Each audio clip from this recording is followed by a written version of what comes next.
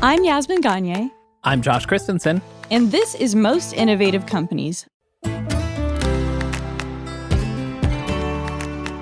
On today's episode, Will Packer, an author and TV and film producer, and also Beyoncé whisperer. You know the cojones you gotta have to look Beyoncé in the eye when somebody's like, listen, I've told you once, I'm telling you for the third time, the fourth time I'm chopping your head off. Anu Duggal, founding partner of Female Founders Fund. You have now not just 6 months or 12 months, you have 18 months of a market that's just frozen. And as always, keeping tabs, with a twist this time. Knicks, Celtics, Lakers, their bandwagons are full. Come to the Hawks. Here, you can sit up front. You can sit premium. But first, here's the download.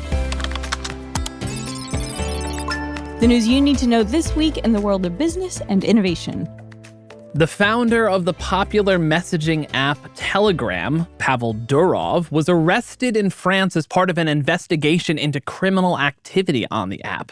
Telegram became popular for its, let's say, laissez-faire approach to policing user behavior. Basically, they let anyone post whatever they want. Durov is currently being held and investigated regarding crimes related to money laundering, fraud, drug dealing, and child pornography. Yikes. Yaz, have you ever used Telegram? No, WhatsApp is already so confusing to me. I use Signal a little bit, which is a competitor, I guess, but Telegram, as far as I can tell, it's just for porn. Porn in the Russian military. Anyway, more on that next week. Uber is facing a fine of 290 million euros, or $324 million, after Uber transferred private information about their European drivers to America. This violates EU rules that protect data privacy. Uber has appealed the fine. I'm just curious. I'm sure there is a reason, and it's probably for ads, but I'm just wondering why America wanted the European drivers. I know. Yeah, it's just weird. It can't be good. It's not great. The merger between Paramount and media company Skydance is back on, pending regulatory approval. Which is always my favorite phrase to include in any sort of news story. Yeah. This is going to happen pending an arduous approval process. The deal was briefly delayed when Fubo TV executive and former CEO of Warner Music, Edgar Bronfman Jr., which is a great name, by the way. Being Fubo TV executive Edgar Bronfman Jr. is such a mouthful. Oh, man. Yeah, it's so much to say.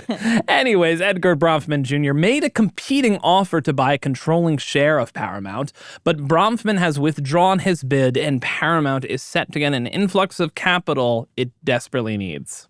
Axon, a company known for selling tasers and body cams, has created an AI tool similar to ChatGPT, but for police officers. Exactly what we needed. Exactly. This is the innovation that the world needs right now. The tool will generate reports based on the sounds picked up by police officers' body cams. This is not the first time police agencies have used AI. Algorithmic tools to read license plates, identify suspects with facial recognition, and predict where crimes might occur have all been used in the past. And just like with those examples, activists are rightfully worried about racial bias and other prejudices being exacerbated by this tool. It's not great. This is not a great story. Do not love this at all. Yeah, this is some real, what's that Tom Cruise Minority Report? Yeah, I don't think you can necessarily trust a company that makes tasers and body cams for police to be not, to be the best programmers of a ChatGPT-like software. Next story. Damola Adamalekan, the former CEO of P.F. Chang's, is set to become Red Lobster's new CEO. Red Lobster filed for bankruptcy last May and just announced more store closures. But the company hopes for a turnaround, much like the one Adamalekan led with P.F. Chang's during the pandemic. Never forget when I was an intern at the New York Times and I convinced everyone to save their money and go to the Red Lobster in Times Square where Nicki Minaj was a waitress once. Wow, that is a story I did not expect to hear. I made a lasting impact on that organization. What can I say? Clearly. And finally, pharmaceutical company Eli Lilly is now selling the lowest doses of their weight loss drug, Zepbound, starting at $399 on their direct-to-consumer website. They claim this is half the cost of competing drugs like Wegovy, which is still in a shortage. Eli Lilly says these low-dose vials of 2.5 milligrams or 5 milligrams will significantly increase the supply of weight loss drugs in the U.S. Why does it sound like an office supply? Zepbound. Zepbound. And that's the news you need to know today. So, Josh, if they were making a movie or TV series about your life, what genre would it be in? I would say it'd be the kind of genre that doesn't make it to air. Not a lot interesting has happened in my life so far. No, that's not true. I've had some moments. We don't need it. I've had some moments. I don't know. I think it would be a multi-cam sitcom, like at best, when they used to just give any white guy who was kind of funny a sitcom. Yeah. Maybe you could have like a catchphrase. I don't think I'm going to ad-lib any catchphrases because that could quickly get off the rails, but it does remind me. This is the second time I'm going to have brought up the show Ed about the bowling alley lawyer from the early 2000s. Michael Ian Black's character had one episode where he kept trying to make up and catch on a catchphrase for himself. That was very funny. Yeah. It's I terrific. like that. What about you? What genre would you? I think I have an idea of what it would be. I'll tell you what I think later. I would say very obviously it would be an erotic thriller. I don't know. Crazy life that I lead. Yeah, no, that certainly would be it. I mean, I was gonna say it'd probably be a romance novel, but on par with the Mormon romance novels that are written by like 50 Shades of Grey, which is like very chaste, strangely enough, just because you went to a posh British girls' school, and that's the true. setting of fanfic. I guarantee it. So the reason we're talking about this is because in our next segment, we chatted with film, television, and now podcast producer Will Packer. He's worked in Hollywood for over 20 years. And we basically asked him how he would cast us in a fictional movie about our podcast. You might have seen some of his films like Ride Along, The Wedding Ringer, and Girls' Night. He also has a book on the way next year called Who Better Than You? The Art of Healthy Arrogance and Dreaming Big, about the stories and lessons he learned in the entertainment industry. Will's latest show, Fight Night, premieres on September 5th on Peacock. It's inspired by real events and cast with some of the biggest names in Hollywood, including Don Cheadle, Samuel L. Jackson, Taraji P. Henson, and yes, Kevin Hart. We started off talking about why Will has described it as the origin story of Atlanta. Yeah, well, first of all, that's a heady description. That's ballsy to come in and say that we're going to... You really went for it. Yeah, we're going to tell you how Atlanta started. There was no Atlanta before Fight Night. Every city has like an inflection point in their growth, in their maturation, when they start to begin to get taken seriously on like an international stage, if it's an international city. I'm thinking Black Vegas, gambling, liquor, women. You still need to reach out to the council of all the top black bosses across the nation. True story, Muhammad Ali refused to go to Vietnam. Super polarizing, could not get a sanctioned boxing match because he was basically blackballed. And you had a lot of Americans, just like today. We're going, how dare you, un-American, all the things. And so he took an unsanctioned, off-the-books boxing match in Georgia that was put together by this really interesting hodgepodge of like government officials and promoters and con men. They put it all together, got Ali down to Georgia, and it attracted a who's who clientele, especially within the African-American community, of celebrities, athletes, and gangsters. And these gangsters came from all over, and there was this after party that was an underground casino, and it got robbed. All these gangsters were in this party, and guys came in with guns and masks and stripped everybody down. True story. I had never heard of this. The reason that we talk about the origin story of Atlanta is because this was one of those kind of major events. It was huge. It made national news. It was very embarrassing to the city. The governor, the mayor, and the chief of police said, we've got to find out who robbed these people. And then bodies started to pile up, and it started to get really ugly. And they were like, this looks bad. It's a black eye on Atlanta. Like, we need to shut this down. We need to solve the crime, figure it all out. And the hustler, who was also the promoter of this party, local hustler named, who went by Chicken Man. A+ name. You can't make that up. You can't, I mean, come on now. Who the fuck is this? Chicken Man. Chicken Man. Chicken wing? You don't speak chicken? I mean, literally, Josh, if I said, all right, you can be a hustler, you can call yourself anything you want, right? Like... What animal am I going to choose? Yeah, exactly. your last meal and your gender, right? Like that's how you determine. I mean, it's better than shrimp boy, I guess. That's me. You're shrimp boy from now on, yeah. I know my lane.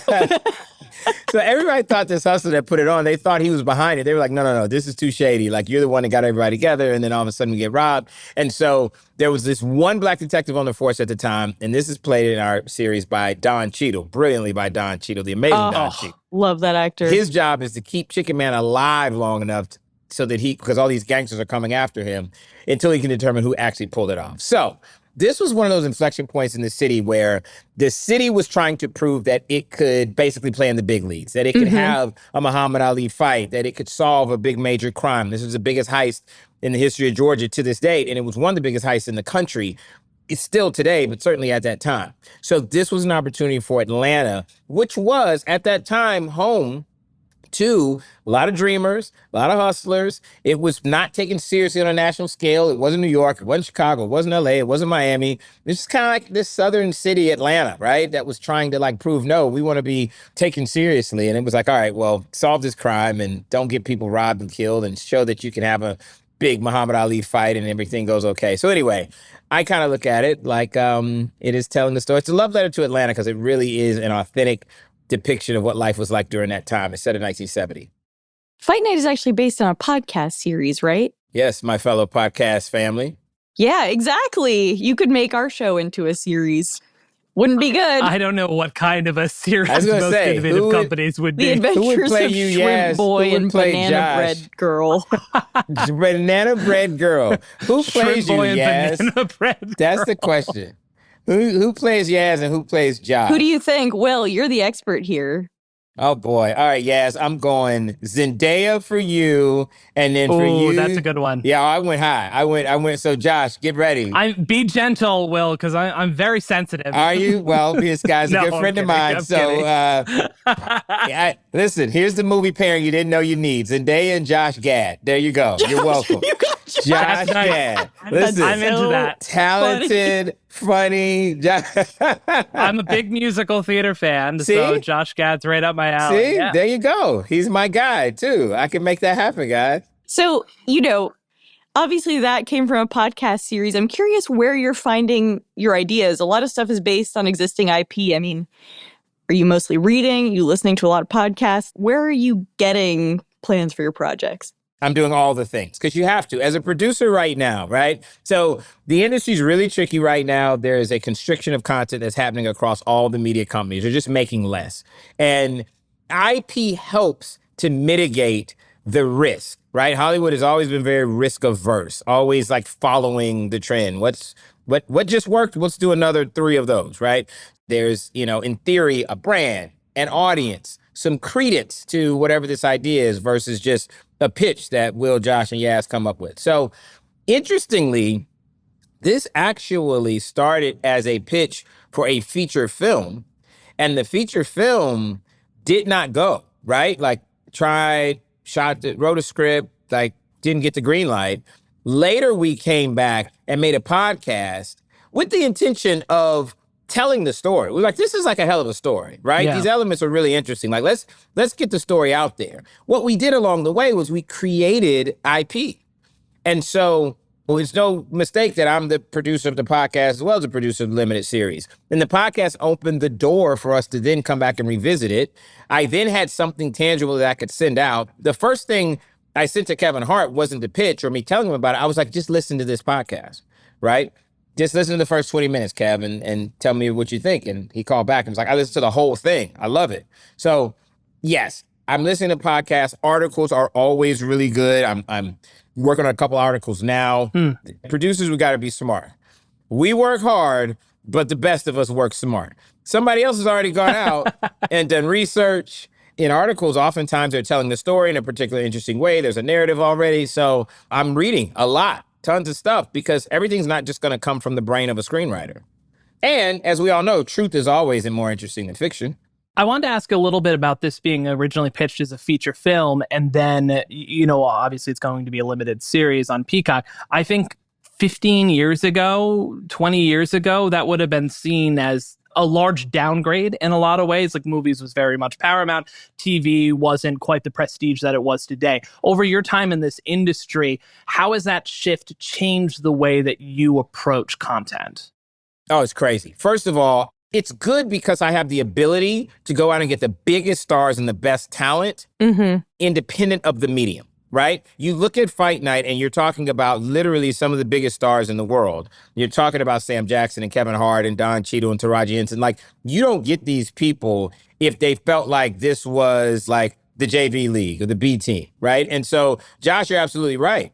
15 years ago, just television in general, whatever, anything on television, anything that wasn't like big screen cinematic was not looked at as premium. Obviously, we're a long way from that. What that means from a producer standpoint is that I now have a lot more avenues, right? I've got a wider aperture with which to make the content that I'm looking to make. And I'm somebody that believes that I have to have a company that's able to play in all these different spaces, because a great idea may come and I don't know the best place to exploit that idea. So I need to, if it's a movie, great, but is it a doc? Is it a limited series? Is it a television series, scripted, unscripted, digital? Like, now you've got major stars and talent playing in all those spaces. And most importantly, the audiences are very open to top talent being, and they, by the way, they expect top tier talent in all those spaces. You mentioned that post-strike, there's obviously constriction, less stuff is getting made. I'm curious how you're navigating that. You gave us one example, which is obviously taking things back to the drawing board, coming back with a different way of telling the story. I guess, like, what are conversations like with studios or distributors right now? In terms of specifically like the constriction of content? Like, yeah, just like how much harder is it to get something made? It's tough. It used to be you could come in with like a pitch, a great idea, and it would be like, oh, wow, we love this idea. We'll figure it out. We'll figure out who's going to star in it, who's going to direct it, who's going to write it. No longer. No, boys and girls. Now you got to come in and you better have a plan, you know? You got to come in with, the great idea is just the start. I liken it to having the most amazing shoes to running shoes at the starting line of a marathon, right? You're ready, you're there, you're laced up, you're at the start. You still got to run 26.2 miles, people. That's actually the work. A good idea is only being prepared at the start of the race. You got to execute. Everything is so execution dependent now. So yes, they're looking for full packages. Like, who's going to star in it? Who's going to write it? Who's going to direct it? What has happened is that, from a business standpoint for a moment, Hollywood like went all in on streaming. And it's no secret that now there is the reality that streaming has not paid off from a profitability standpoint the way that the industry hoped that it would. And it has not paid off in terms of what was put into it. The level of resources put into it has not equaled out to the return. So there's a pulling back now. You combine that with the fact that our industry, like a lot, are honestly still recovering from the global pandemic, right? We put all this money into streaming and changed viewing habits and told audiences, stay home. You can watch it at home. Fine, no problem. Then you couldn't go out. You had to stay home, right? Now we're realizing, you know what? Actually, in terms of profitability, theatrical films, a big successful theatrical film is much more profitable for a studio than a big streaming project, relatively. Then you couple that with 2 strikes, 2 work stoppages last year. Those were major. And then, you know, the threat of a work stoppage this year. And the cumulative effect of all that means that you've got a lot of nervous folks within the studio system, within the media finance system, I should say, and a lot of downsizing and consolidation that's happening.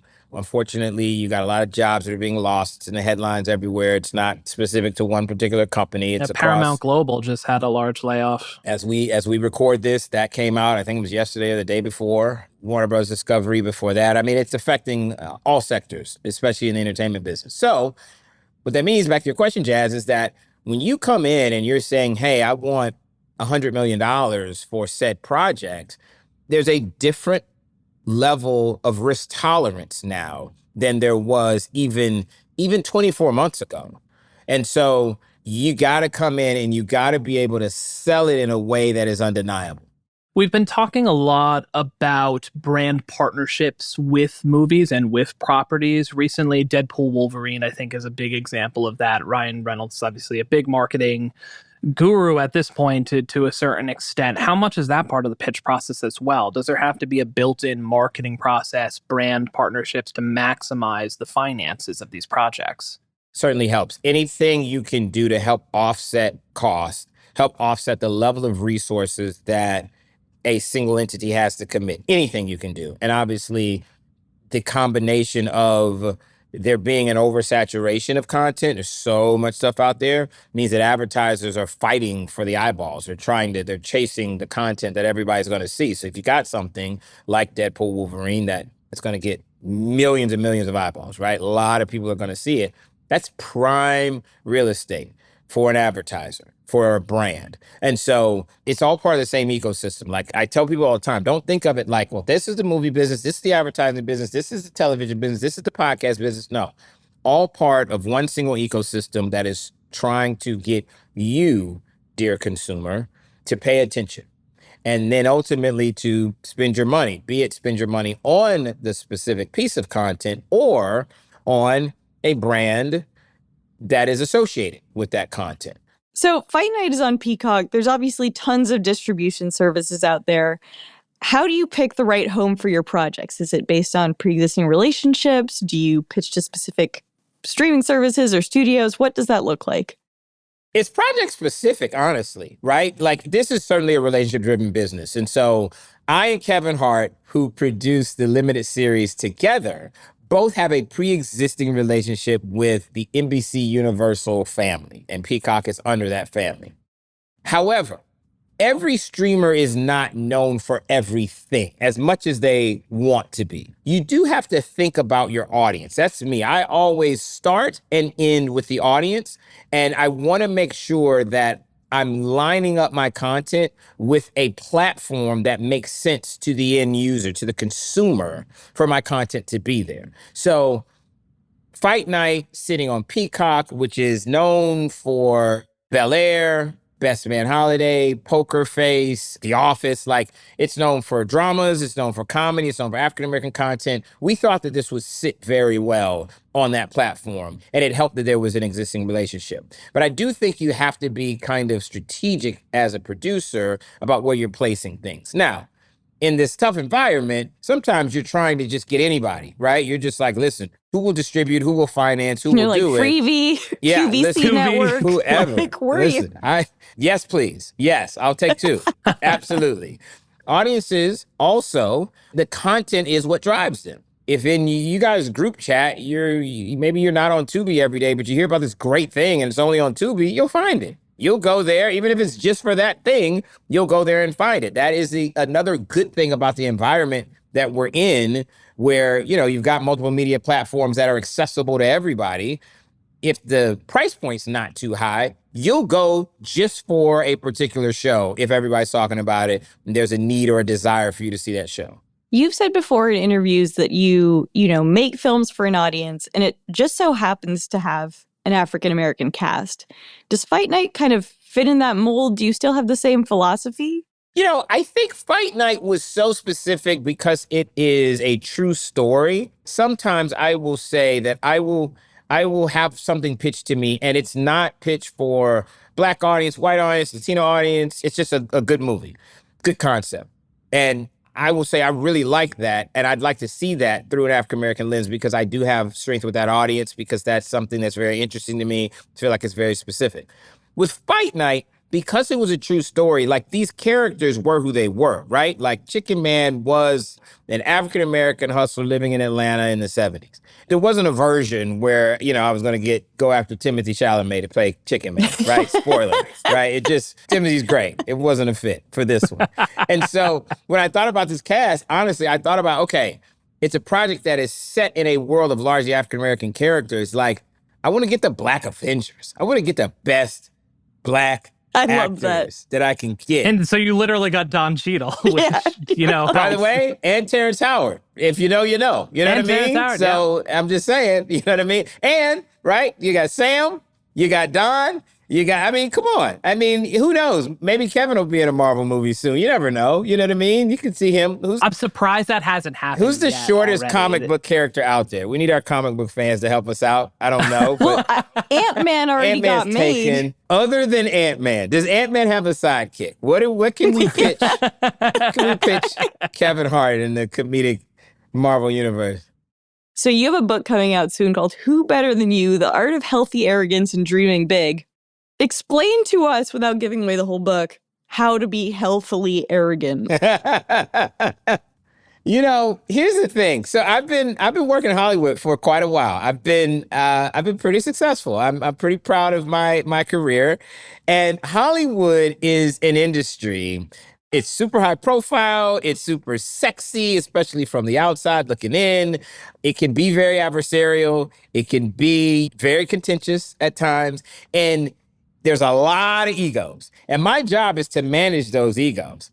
And one of the things that I talk about in the book, reason I wrote the book, was because I realized I had all these stories from the front lines of Hollywood that I had never told before. So the book's not a memoir, it's not an autobiography. It's literally me telling a collection of stories of things that I've had to deal with in this crazy damn industry. And I mean, it's crazy. Our producer told me a story about you trying to get Kevin Hart to stop partying with Carmelo Anthony. Carmelo Anthony threatened to kill me in a New York City nightclub because Kevin Hart was trying to sink the biggest movie of both of our careers, mind you, by leaving set and flying off. And I was trying to get him back, and Carmelo had other plans, and it went sideways, right? Now, what can you learn from that, dear listener, who may not have to be in a nightclub with Kevin Hart, Carmelo Anthony? The point of it is that you gotta expect the unexpected. You gotta be prepared. And the healthy arrogance thing, Yaz, that you talked about is that I am somebody that believes you can't just think you're gonna be successful. You can't just plan to be successful. You gotta know that you deserve success, that it is for you. The most successful people that I know, I talk about this in the book, and I've been around a lot of people. I mean, some of the biggest, most successful people in the world, however you want to quantify success, money, fame, power, whatever. The most successful ones very, very clearly feel like their success, they were predestined for success. It is not something that they hope for. That's healthy arrogance, a level of confidence, not arrogance without substance, not saying I'm great and you don't back it up. I'm great. I'm willing to work for it and show you. And not only do I know I'm great, but it's important that you also know that I'm great, because that's necessary for me to ultimately make my goals. And the great way to do it is for our goals to be intertwined. And so in Hollywood, as a producer, dealing with all these big famous actors, I have to get them to understand, Kevin Hart, yes, you could party in this New York nightclub and have the time of your life, or you and I together. Our goals are intertwined. We can work together to have a big, huge #1 movie, and then we can party forever. And that movie was Ride Along. This is crazy! You got 5 seconds to throw it back. This ain't no damn video game. It's probably still drivable, though, because it happened in the back. You can't drive it now. And it turned out to be the biggest opening at the time of Martin Luther King weekend. But it took that because Kevin is an amazing little man. What's up, little man? What's up, little man? What, you about 3'10", 3'11"? Yeah, but you know what I'm gonna do. Grow. What you gonna do, stretch? Incredible little man. He's got a big old heart, but he also is Satan's spawn. He is also a devil child. You can tell him I said that. He is an evil, evil little man. Both things can be true. And there have been many times. This is getting clipped for Instagram. I love it. I love it. I stand by it. There have been many times that he and others have driven me almost to death's door. But that is what this industry takes. And so there are lessons that you can learn from what I have been through that you can apply. I promise you, you can apply to many other areas and aspects of your life, even if you got nothing to do with Hollywood. Now, you are an incredibly charming man. So I'm Why, sure. thank you. Yes. Yeah. I'll compliment you. It's She true. never says that about me. Pipe down, Josh Gad. It's my turn right now. Zendaya's talking, okay? Go ahead. More. No, I'm just asking, Can you give me an example of a time when you used healthy arrogance to your advantage? Like, I'm sure you're an incredible salesman. I'm sure that's part of it. Listen, one of the things I talked about in the book is how I'm sure there are not many people that can claim this, but I was able to get the biggest star in the world at that time and even now who said, absolutely no way am I doing this. And I was able to change this person's mind, not once, but twice. And that person is this Beyonce? This is Beyonce. This is Beyonce. Yes. And she's lovely. Absolutely lovely. She's amazing. And she was like, it's great. You're great, Will. I am so appreciative. There's no way I'm doing this. Right? And this is twice. She said that. You know the cojones you got to have, right? To look Beyonce in the eye. And she's telling you very nicely, like, there is no way, stop asking. And you know, it's like right at that level when somebody's like, listen, I've told you once, I'm telling you for the third time, there won't be a fourth time. The fourth time, I'm chopping your head off. You know what I mean? Like, I was right at that line of don't ask again.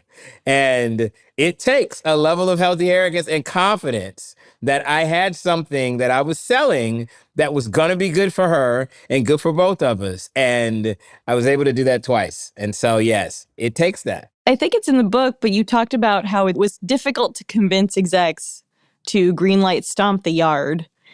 And I guess I'm curious both how you did it, but also when you decide to give up on something. That's something we talk about too, because like everybody deals with that, right? It's like there's passion and there's that stick-to-itiveness and there is, I'm never, ever going to give up. And then there's reality and you got to make sure that what you're doing makes sense. And you're not the person that is like, 50 years old, still trying to chase a 30-year-old dream that is never going to happen. Sometimes you do have to pivot. And it's difficult sometimes to figure that out. With Stomp the Yard, you're absolutely right. I went out and Stomp the Yard was my first #1 movie. It almost didn't happen because nobody wanted to make it. I went out to Hollywood and Stomp the Yard is set at a Black college, an HBCU. And when I was pitching this years ago, HBCUs were not a thing that were widely known, especially outside of the Southeast and within like Black communities. So I would go to white executives and be like, I got this great movie. It's set at a Black college. It's about these fraternities. They go, whoa. Wait a minute. What you mean Black college? What is that? I'd be like, well, it's college predominantly African-American. They'd be like, wait a minute. Is that a thing? You guys in the South, segregation's over, right? Like you can go to a real college. Like, this is conversation that I would have. They'd be like, you don't have to do that. Like that, it was like I was saying, like, yes, I've got this, in the South at the Negro counter, you know what I mean? When I used the colored washroom, like it was that kind of awkward, like well-meaning from these executives. And I was like, okay, no, guys, that's not, it's okay. Like we want to be there, So. And movie industry executives, famously a very diverse and inclusive group. Yeah, exactly. So they didn't get it. And I got told no by every studio. And I had to change and pivot the pitch. And I went back to the same executives with that movie pitched differently. I literally turned it not 180 degrees, but maybe 90 degrees. I had to tilt it to make it palatable. And that's another thing that no matter what industry you're in, you got to figure out, what does the person want? We all get so caught up on what I want. Okay, I want this. I'm going to go pitch so-and-so, or I'm going to go ask my boss or somebody of power, somebody I need something from. I'm going to ask them for what I want. First, you should figure out, what do they want? Is there a way you can figure out how to align what they want with what you want? Then your chance for success goes up exponentially. That's exactly what I did, because I wanted to make this movie about life at a Black college. Hollywood had no interest in making that. Hollywood did have an interest, though, in making a dance movie, because dance movies were working at that time. And so what I did was I shifted it. I already had stepping, right? That fraternity and sororities do. We all know what that is. I already had that. That was what my movie was basically about. I went back and pitched a dance movie that happened to take place against an interesting backdrop, where you had someone who did traditional dance moves, and then he went and hooked up with these other dancers who did a totally new type of dance, combined the dances and did a dance competition. That was basically the pitch for Stomp the Yard that got it greenlit in Hollywood.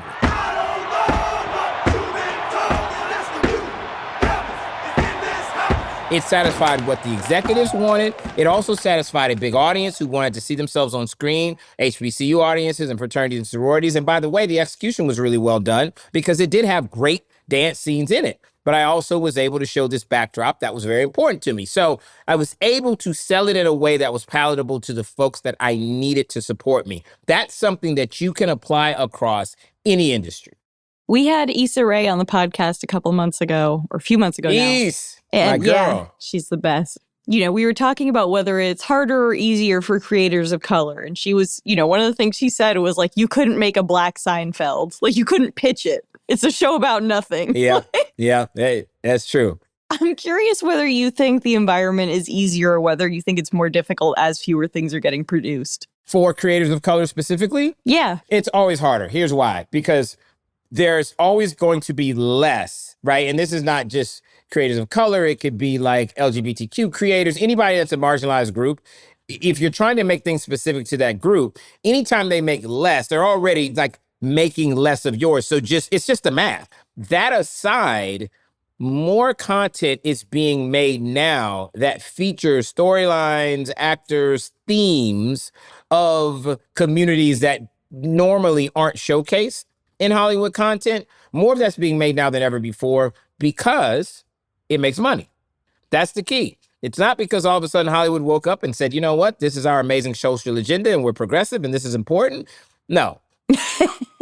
What happened is that Will Packer has made $1 billion at the box office, and Issa Rae has made a bunch of money, and a lot of people watch Insecure. And Black Panther made billions around the world, and Tyler Perry makes a lot of money. Like all these creators who do center storylines around African Americans have been successful, and Hollywood is nothing if not reactive, not proactive, reactive. During the strike, one of the biggest topics was generative AI on screen. How do you think it'll help producers and creators and artists, and how do you think it could hinder them? Oh, we're all dead. We're all going out of business. It's going. This is the negative side time for the podcast. This is it's sad. Over. It's over, guys. Any silver lining. If you're not in the industry now, don't try. It's over. We got like 30 minutes before AI is going to... Like Josh and Yaz, this is their last bite. They don't even know it. We got... I know. They're gonna generate we're our aware. voices. Yeah. We know. Easily replaced by generic generative AI output. No. We'll replace you with a better you. That's what you got to understand, Josh. It'll be your voice, your mannerism. It will be you, but better. That's the scary thing about AI, The best version, obviously, is where it augments storytellers, human storytellers and creators, and gives us tools to do what we do better. I made a movie called Beast, and it was starring Idris Elba and I saw that. Yeah, you see that? Yep, and the man-eating lion. We use AI, CGI, like in that. Hollywood's been using it for years. I had to do a full body scan of Idris Elba and do certain scenes that weren't safe, and he had to like fight the lion, but it wasn't him. It was like, you intercut it with him, but you have to do that. The lion obviously was computer generated. Hey, come on. If we can figure out the right balance that still allows human creators to be in the driver's seat, that is the best version because AI can make our stuff more engaging and we can do it less expensively, and thus we can go to whole new worlds. Here's the problem.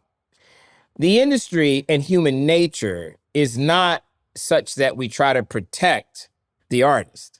We just say, all right, we're trying to get from A to Z. Like, what's the fastest, cheapest way to Z? And it doesn't matter who you kind of step on or run over. I think that it's concerning because it's a power that we have to adapt to, but it's not the first time. I've been in the game long enough to remember when there were filmmakers that said, I'll never not shoot on film. I'll never shoot digital. It's film.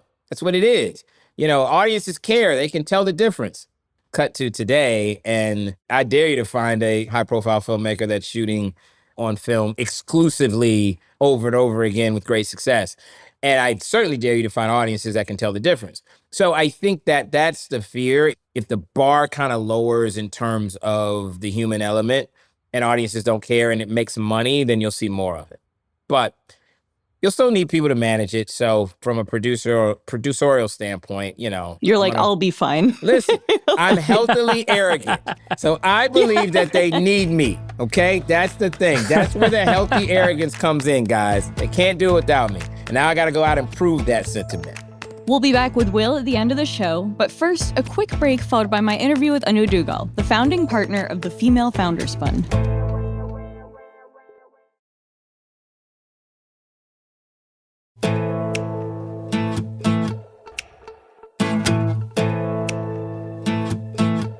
Anu Duggal is a founding partner of Female Founders Fund. We met up at Camp FFF last month, an annual gathering in the Hamptons for female entrepreneurs, creators, and investors.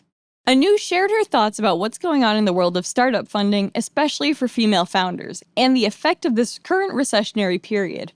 With Female Founders Fund celebrating their 10th anniversary, I wanted to know if she thinks conditions have improved for women trying to launch new businesses. There are a couple different ways to answer that question. When I first started fundraising for Fund One, we were at a point in time when you really had no female role models. So, 700 meetings plus to raise $5.85 million. And I think a lot of that was due to the fact that we just didn't have women that I could point to as stories of success. And so I think at a high level, you've seen that shift pretty significantly. You now have like household names that have been built in the last 10 years. So I think that's one way to answer the question. The second would be, we track Series A rounds, and we started in 2013, and we do it every year, and we look at New York and San Francisco. And just to give you a sense of perspective, so in 2013 in New York, there was one Series A round led by a female founder, and that was Shan from Zola. Last year, there were 23 Series A rounds led by female founders. So while I think it's easy to point to the 2% and say that that's not moving, I think if you take more of a bottoms-up approach and look at the fact that, you have to start somewhere before those big numbers move, I think it's really important to kind of highlight that. And then the third example I'll give, which I talked about yesterday, was the fact that, in the history of the New York Stock Exchange, I believe there were less than 20 companies that were started by women that went public. And in 2021, there were 7. So, those are all, I think, pretty interesting examples of how, you're starting to see real change. Have you been keeping track of what's going on with, say, like Fearless Fund? I have kind of tangentially. So the VC's been targeted by an anti-affirmative action lawsuit by conservative activists. And I'm curious, how you think about that these days. I mean, activists are also targeting LPs, for example, so that they don't donate to female-led funds or funds for people of color. Yeah, we haven't actually faced that directly. Specifically with Fearless Fund, it was more focused on a grant program that they had started. And so I think we're aware of what's happening, and we have, obviously great legal counsel, but we haven't yet directly been impacted at all. Are you concerned about it, though? There's so many other things to be concerned about that it's not top of mind. For me, it's, looking at the macro environment, how that's impacting our portfolio companies, looking at our fundraise, which has been incredibly challenging just given market dynamics. So those two things are, occupying a lot of my time. You mentioned yesterday that we're kind of in a funding drought, which I think is true. Yeah. Tell me how that's impacted your business. I was commenting yesterday at dinner that it's really interesting right now because typically when you are going through kind of a recession or a recessionary period, it's really felt by everyone, right? And so with 2008, the banking crisis, everyone knew we were in that. I think what's challenging here is that it's very specific to tech and venture. And when you think about why this is happening, there are a couple of reasons. So one, obviously interest rates being where they are. Second, the IPO market really being frozen for extended number of years now, which means that you don't have liquidity, which means that LPs are not investing in funds. And it also means that growth investors are being incredibly cautious. They're looking at their own investments and they're saying that, these companies are probably not valued at what we paid 2 years ago. And so they're not willing to kind of move forward and put more capital into other companies because they're just trying to manage their existing portfolio. That's really challenging because you have now not just 6 months or 12 months, you have 18 months of a market that's just frozen. And that means you don't have exits. It means you have, I think the number is 1,200 or 1,300 privately held unicorns that are not profitable, that will not go public. that's a tremendous amount of value creation or value, Yeah, accretion, yeah. right? Where LPs are like, okay, we know that this is going to go to zero. It hasn't happened yet. And so everyone's in this weird standstill. Mm-hmm. And I think that's impacted the fund in two ways. So one, obviously, incredibly difficult to raise a growth round. Right. Incredibly difficult. And that means that founders have had to, as Christy mentioned, be much more disciplined and figure out ways to kind of survive, basically. Yeah.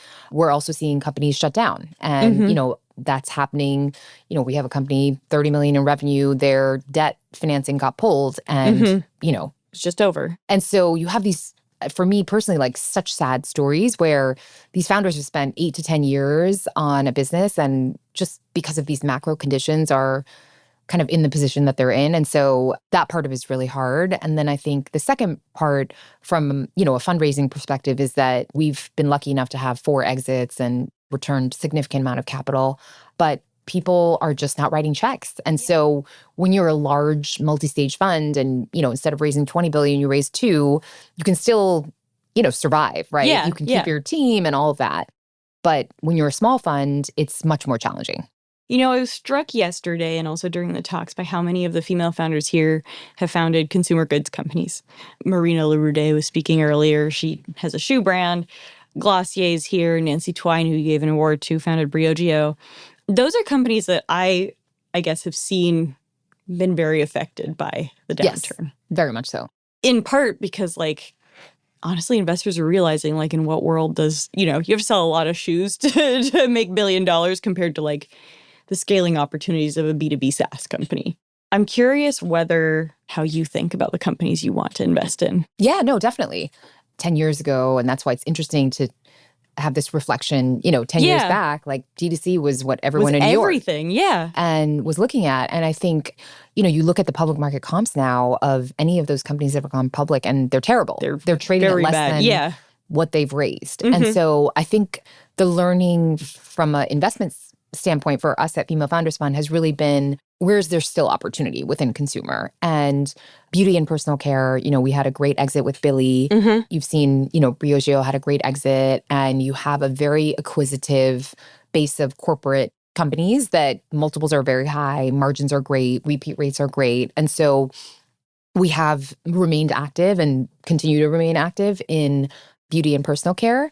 And then I would say the second category, which is interesting because it's D2C, well, I should say it's consumer, but it's not D2C, is, we've made 2 investments, one in a company called Beyond Aero, which is a hydrogen-powered private plane company, and then the second in a luxury vintage-inspired EV, which is $500,000 car. Yeah. What's interesting about those models is that, yes, you're a consumer-facing business, but there's such strong technical talent behind that. Yeah. And you're also not putting money out onto the internet to try to acquire your customers. That is just gone. Social media ROIs have gone down by so much that we're it's not, you can't. We're not even touching that, right? So you have a head of sales who's takes a customer out for lunch and then gets $100,000 deposit. Right. That's great. You also only need to sell however many of those. And so I think the technical talent, the high price point, and the differentiated sales model, particularly in these sectors, has been really interesting. And I think you also have a very acquisitive, set of that landscape is much more robust than a plate company, for example. That makes a lot of sense. Are there any new areas that you are particularly excited about? If you say AI, you got to tell me more. Yeah. So I will take the contrary approach where I think a lot of money is going to be lost in AI. Yeah. And I think there's a lot of wraparound solutions that in the next iteration of ChatGPT are going to be just not relevant. Mm-hmm. Can you give me an example? I'm not going to name any companies, but you look at the travel space, for example, right? And it's we're going to create a great tool that enables you to plan a trip. And it's that is going to be obsolete pretty soon. Right. And that makes a lot of sense. I just don't think you're going to have multiple point solutions for an AI experience. I think that there are going to be the large players that win. And I think almost similar to crypto, VCs need a place to put their money. Right. So anyway, AI is not necessarily a place that we're spending a lot of resources on, but I would say climate tech, I mentioned Beyond Aero and this car company, we're seeing a lot more in terms of deal flow. And then I think we're also excited about the opportunities and the potential, whether it's in the software or hardware space. And I think that started, last January, and we've continued to see a lot of momentum. In terms of your investing philosophy, I speak to some investors who are like, I really invest in a founder, right? And others who are like, founder almost doesn't matter. I invest in the business model. I'm guessing it's a mixture of both, right? Everything's a spectrum. But tell me about how you think about that. I think at Seed, it leans more heavily for us towards the founder. I think it's important to obviously recognize the TAM and, market opportunity and the solution and what is the actual product itself. But you're betting on people at the end of the day. And so we're not necessarily a thematic fund. Like, we're not guided by these are the only areas we're going to touch. Yeah, we just talked about beauty and electric vehicles. Yeah, exactly. Yeah. But we have a point of view in terms of here's where there's opportunity. One of our early investments was Kate Ryder from Maven. She'd never worked in healthcare, and nobody really knew what women's health was when she started. But she had a really strong vision, and I think, incredibly resilient kind of human. And she created kind of a category that didn't exist. Yeah. And so the bet was very much on her. Who are some of the female founders you are most excited about at the moment? Eloa, Beyond Arrow. They just had their test flight, which is super exciting. I was like, you're 27 and you built a plane. Yeah. Like, that's just so badass. And then we invested in a company called Array Gray, which reverses and slows grow. I have been very interested in that company for personal reasons. Yes, yeah, she's here. She's here. So big fan of what they've done. And I think the fact that 40% of their target market is male organically is, that doubles your TAM, right? Right. So compared to other beauty brands. So that one we're very excited about. And then another company, she got COVID, so she couldn't come, but we invested in a company called Branch, which is trying to extend fertility care and make it more accessible in tier 2 cities using a software solution. In terms of the founders here, what is sort of the biggest insight you've had based on all of these conversations? What is a lesson you've learned like over the past couple days? I would say it's not necessarily a lesson, but I think often as like a fund manager or as a founder, you're operating in a vacuum. And I think just kind of sharing where people are in their journey and kind of the struggles that they're going through. And we hear this from everyone. It's like, you're not alone. Right. It's easy to kind of be in that bubble of like my team, my fundraise, my whatever. But I think just having that moment to kind of feel like, okay, this is like a universal experience and there are other people that are struggling as well.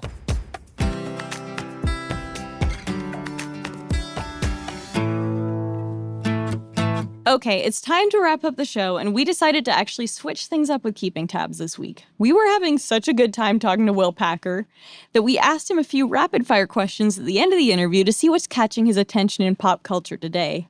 He started by telling us his favorite guilty pleasure movie. Godzilla v. Kong, right? Godzilla x Kong, the most recent one.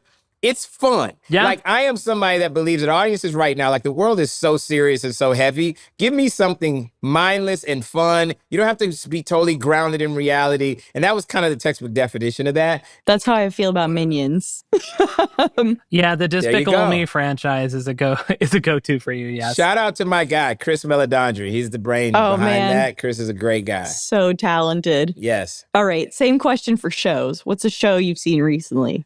Recency bias, but I gotta go House of Dragon probably because I just recently, really good. Growing up, I was a D&D nerd, Dungeons and Dragons, like I Game love of that. Thrones, all that stuff is me. There was a really cool feature in the New York Times about the 50th anniversary of Dungeons and Dragons. Coming out, where they featured a bunch of players. Yeah, it's like Anderson Cooper's a D&D nerd. They have some other people that they featured in there. It's great. If you're into D&D. Yeah, no, I gotta check that out. It's really cool. It's awesome. really cool. That's awesome. Come on. Nerds unite. Yeah. Next one is podcast. Okay. What's a podcast you listen to? I'm a podcast producer, so I'm listening to a lot of it. So recently, Tiffany Cross, she has a podcast that I produced, but it's called Cross Generations. And I have nothing to do with the creative. She's the driving force. I obviously support her, but it's about 3 generations of Black women talking about interesting topics. And so I just love that format. I think that's really good. Also, sports podcast. I recently was very fortunate to be able to become one of the newest minority owners of the Atlanta Falcons. And so I'm listening to a lot so of, cool. I was always a big football fan. And now I've got an even, bigger reason to listen to sports podcasts and keep up with that. So I'm listening to a few sports podcasts as well. You probably can't say, but what was your feeling on the Michael Penix pick? Definitely can't say, but I'm excited about the season.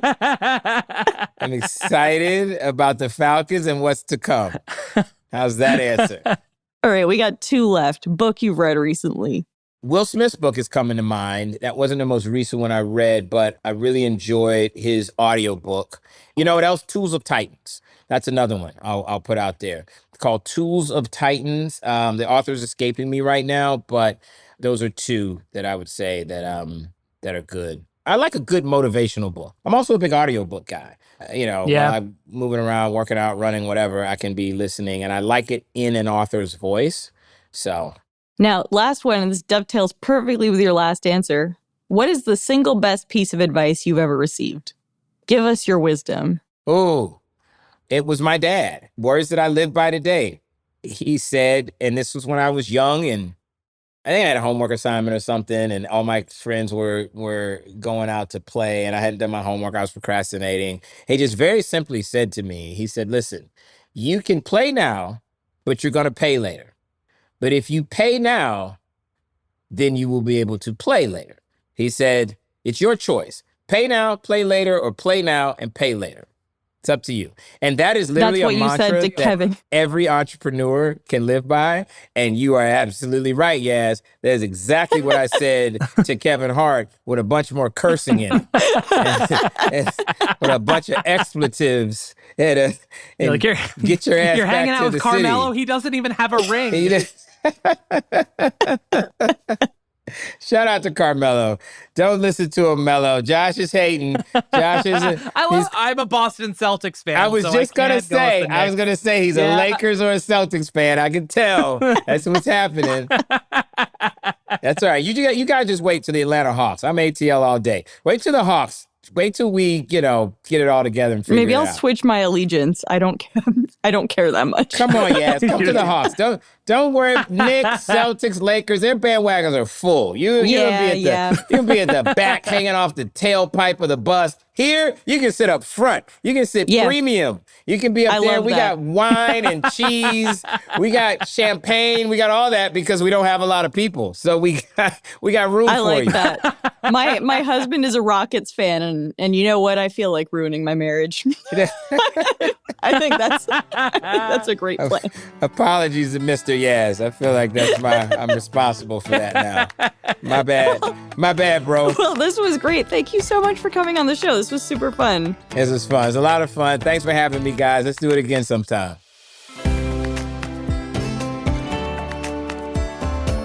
And that's it for Most Innovative Companies. Our show is produced by Avery Miles and Blake Odom. Editing by Julia Shu, mix and sound design by Nicholas Torres, and our executive producer is Josh Christensen. Remember again to subscribe, rate, and review, and we will see you next week.